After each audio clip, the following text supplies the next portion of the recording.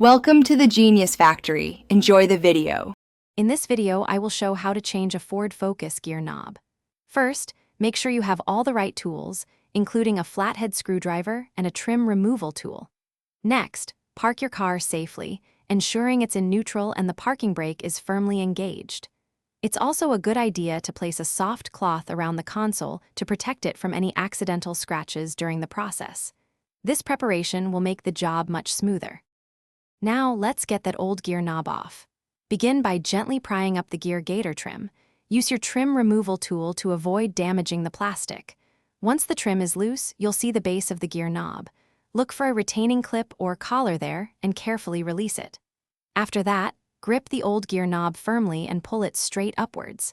It might require a bit of force, but it should slide right off the shaft. With the old knob removed, it's time for the new one. Take your new gear knob and carefully align it with the shifter shaft. Make sure it's facing the correct way before you apply pressure. Now, push the new knob down firmly onto the shaft. You should feel and hear a click as it locks securely into position. Finally, reattach any retaining clips or collars you removed earlier to ensure everything is snug and safe. Before you hit the road, perform a quick check.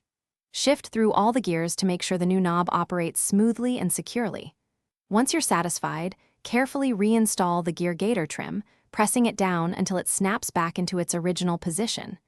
Everything should look and feel factory fresh. And hey, if your car could use a little freshening up, check the description for a link to Little Tree's Black Ice and other great deals.